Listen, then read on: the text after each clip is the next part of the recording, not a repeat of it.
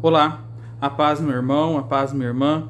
Que a bênção de Deus seja sobre a sua vida neste momento em que nós nos encontramos aqui mais uma vez para darmos continuidade a este momento de oração.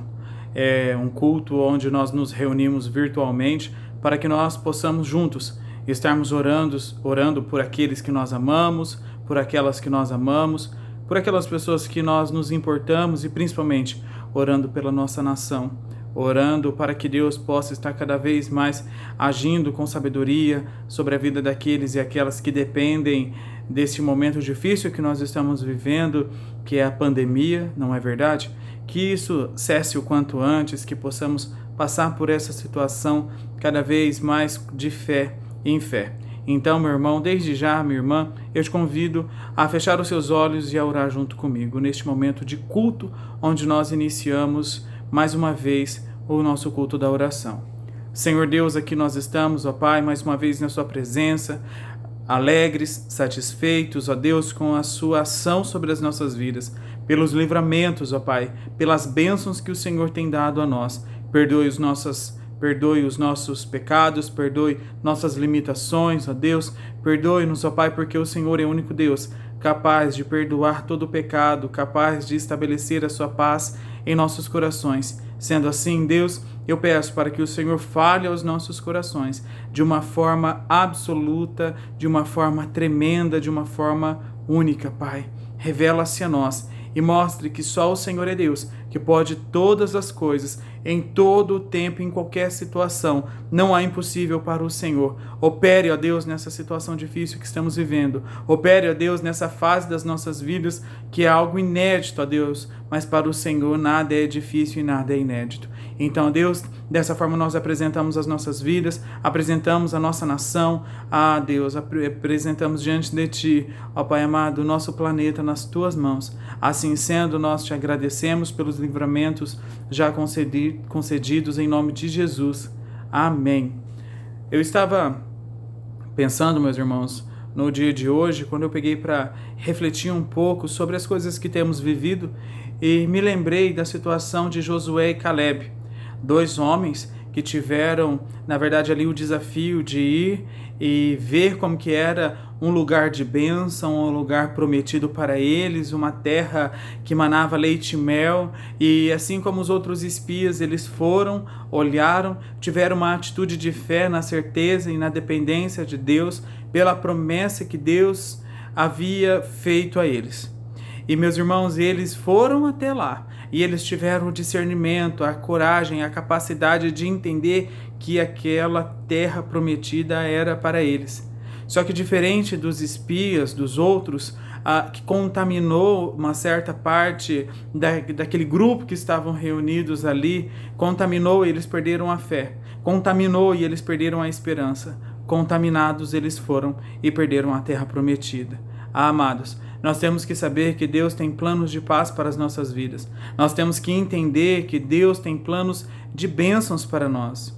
E se assim é, nós temos que exercer então a nossa fé na certeza de que Ele também preparará para as nossas vidas um refúgio, preparará para as nossas vidas uma fortaleza onde aquecerá os nossos corações, onde a sua presença se manifestará real nas nossas vidas.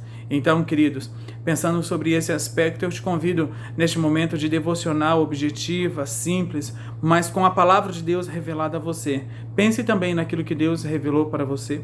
Saiba que Ele vai cumprir.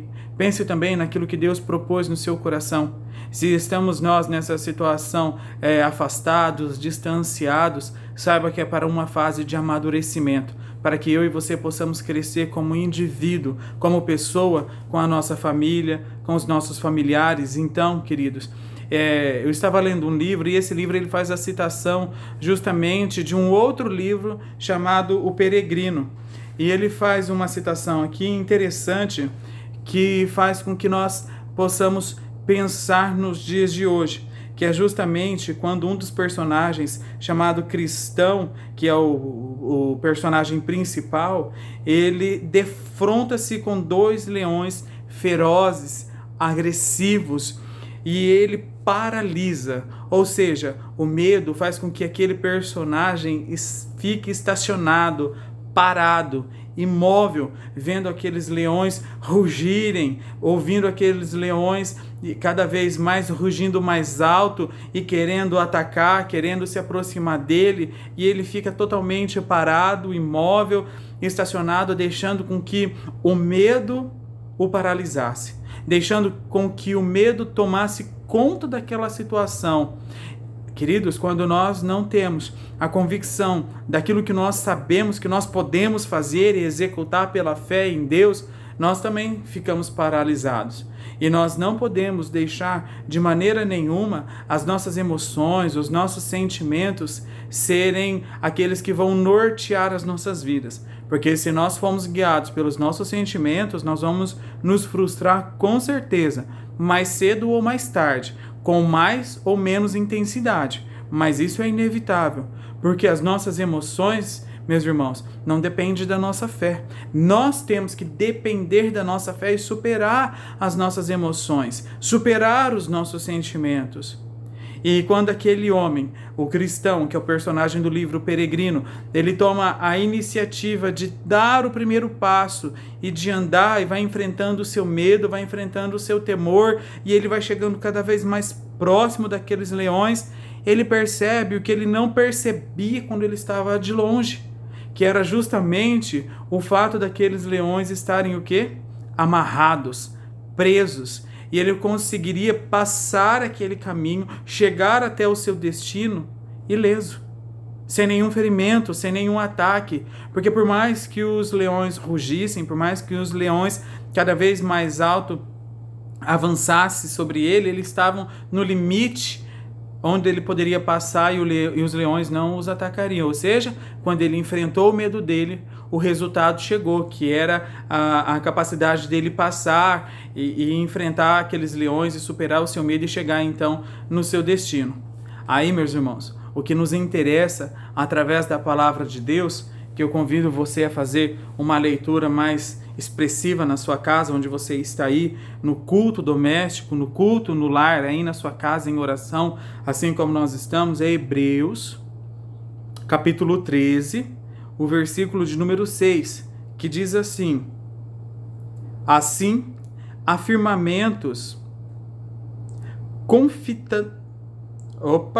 assim afirmemos confiantemente, amém?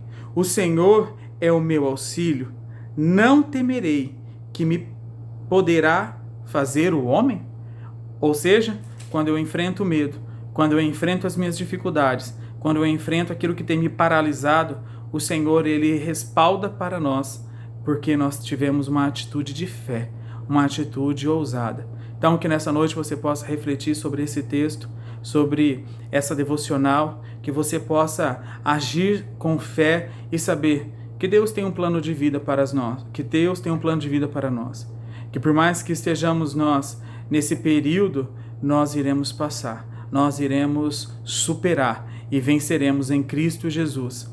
Essa é a minha palavra para essa noite, e que você esteja orando por aquelas pessoas que necessitam, por aquelas pessoas que precisam tanto quanto nós, que oremos uns pelos outros, porque a palavra nos dá esse respaldo de justamente de suportarmos uns aos outros, não é verdade? De dar apoio, de dar amparo, de dar sustento, de prover, principalmente na oração, tá bom? Ligue para o seu irmão se você tem sentido falta dele.